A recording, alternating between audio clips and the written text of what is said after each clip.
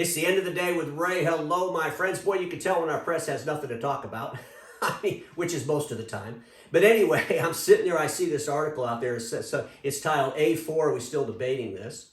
And in the first paragraph of the article, they're talking about how it's hard to comprehend that there's people inside the industry that are trying to sell dealers on the benefits of A4.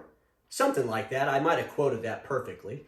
But here's the reality, my friends. If you're in the Document Imaging channel, as far as I go, as far as my A4 revolution goes, it's not about selling dealers the benefits of A4. I don't know how anybody could comprehend that message from what I'm saying. It's not about the dealers benefiting. What I'm talking about is the end users benefiting from A4. You see, our industry, they still make it about the OEMs. They still make it about the dealers. They don't get the end users. Probably because they never sold an end user. Probably because they never were in the field dealing with end users. Maybe that's it. Who knows? But the benefits of A4 have always been about the end users. The threats to the Document Imaging channel by not adapting to A4 programs are not from other dealers. Are not from one dealer getting it, or 23% of the dealers, or 45% of the dealers, or 62% of the dealers, or the dealers I called on Saturday said they all were going to sell A4. That has nothing to do with it. It's about the outsiders. The outsiders since 2014 who have been selling more A4s than A3s to end users. It's about those outsiders trying to go to your customers and taking away the overspec'd and oversold A3s and delivering them A4 MFPs. Has nothing to do with dealers in the Document Imaging channel. So I just want to make that real clear, which now is good because the analysts can go back and they can start analyzing that. Well, is Ray, what's he talking about, these outsiders? People like Amazon, HP. One of the biggest threats to the dealers in the industry's history with this Amplify lunacy.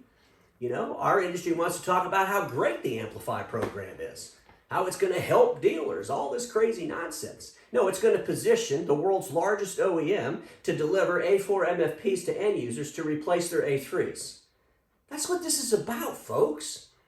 This isn't about paper size and A3, A4. You can make it as simple as you want because you don't understand how to talk about it with more detail.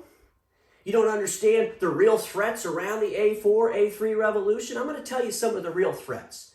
In this same article, they talked about how even the OEMs get it. The OEMs don't get it. And if they get it, they're not paying attention to what they get. The OEMs are still kicking off A3 machines and doing press releases on these same outlets. Hey, we just kicked off a whole bunch of A3 machines. We're all excited about A3. When is the OEM going to go into the dealers and lower their quota for A3 and give them a quote on A4? When's that going to happen?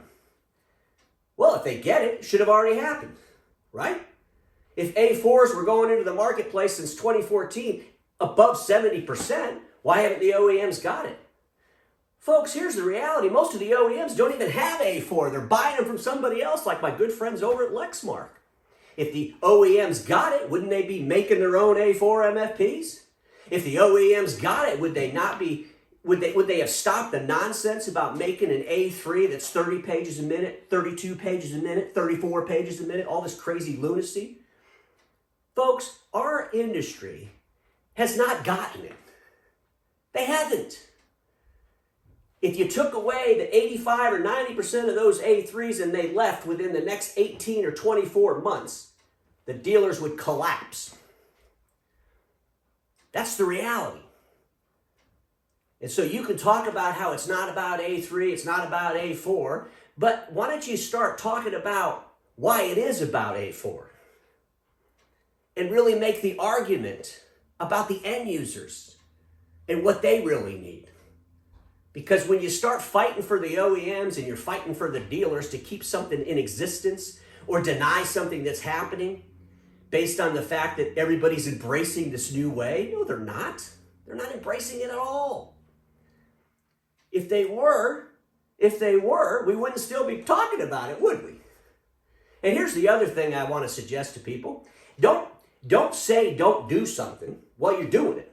I mean, this is just to end on a funny thing. I'm sitting there on LinkedIn this morning. I see this post, You know, don't talk about A3 and A4 on Mother's Day. Talk about your mom. And I'm thinking to myself, well, didn't you just talk about A3 and A4 on Mother's Day? Were you not thinking about your mom? Maybe you should check your heartbeat. It's kind of like going to the bank, sticking a gun at the teller, and while you're robbing it, turn to the person on your side and say, never rob a bank. Kind of stupid, isn't it? Ladies and gentlemen, the reality of it is the A3, A4 revolution, it's not over with. It hasn't been won. And don't let the industry's nonsensical noise to pacify OEMs and to pacify dealers take you off track. Because this is not about dealers. This is not about OEMs. This is about end users. And end users will find what they want. They'll either find it from the dealers and the OEMs, or they'll look for other dealers, other channels, and other OEMs. That's the threat.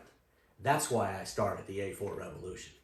Just something to think about, because we all know this. Status quo is the killer of all that'll be invented. Don't get stuck in status quo, and I'll see y'all tomorrow.